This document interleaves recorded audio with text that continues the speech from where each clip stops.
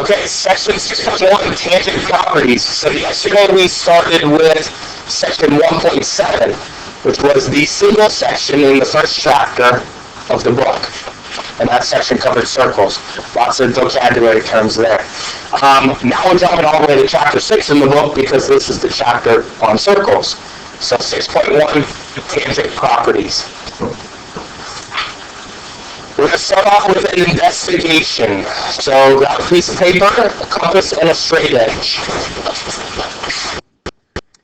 After constructing circle O, drawing the tangent line and the radius to the point of tangency, we can conclude that a tangent to a circle is perpendicular to the radius drawn to the point of tangency.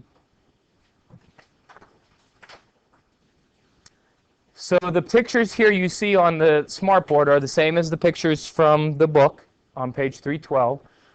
We have the Mir space station on the left, and then we have the diagram over here of the satellite orbiting Earth.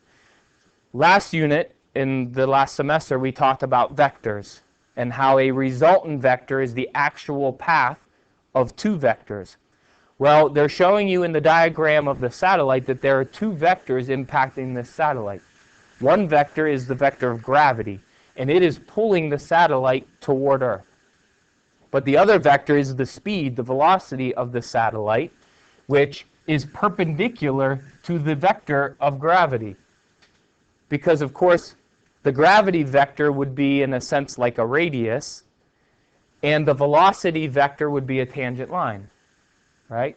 Now, the impact of both of those vectors at the same time keeps the satellite in orbit, right? Imagine, as the paragraph said, if we could turn gravity off, that satellite would slingshot into outer space, right, on the velocity vector. So there's an application. And, I mean, we can think about how many satellites. I don't know how many satellites are in outer space, but I know that we all have GPS on our phones, and we all have GPS in our cars, and I know GPS works with satellites, and if the satellites weren't there, then we wouldn't have GPS, right? There are very common everyday applications now in the world that this sort of basic geometry concept applies to, right? It's important.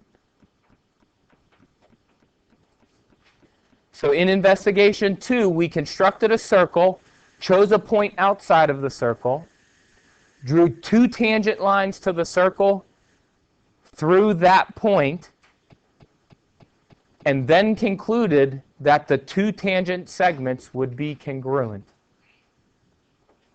So the tangent segments conjecture states tangent segments to a circle from a point outside the circle are congruent. In this example, it states that in the figure, ray TA and ray TG are both tangent to circle N. If the major arc formed by the two tangents measures 220 degrees, find the measure of angle T.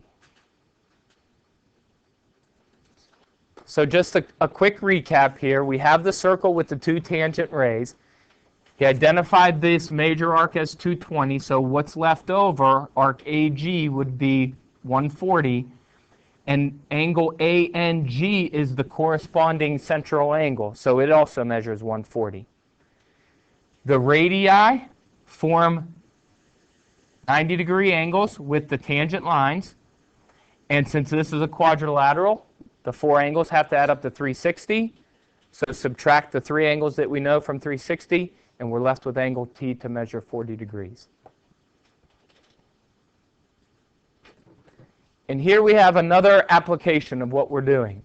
It says tangent lines can help you locate where a solar eclipse will occur on the surface of Earth. The diameter, that's misspelled, the diameter of the sun is roughly 400 times larger than that of the moon. But the sun is also about 400 times farther away from Earth than the moon, making them appear roughly the same size in the sky. Now what we're seeing here is we're taking tangent lines from the sun, right, from the top of the sun up here, from the bottom of the sun down here.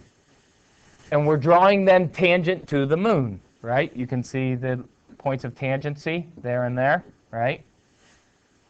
And what this does is it shows us the surface area on the Earth that would result in a shadow. And you can see that area occurs from here to here. So another very common application, not common because solar eclipses aren't all that common, but it's certainly a real application of tangent lines.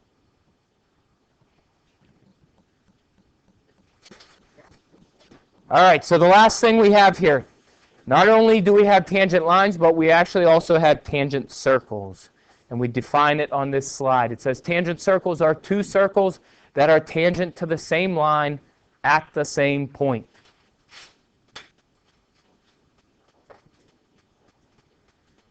And there are two types of tangent circles. We have internally tangent and externally tangent. And you can see the diagrams here. On the left, we have internally tangent, where one circle lies inside of the other circle. And on the right, we have externally tangent circles,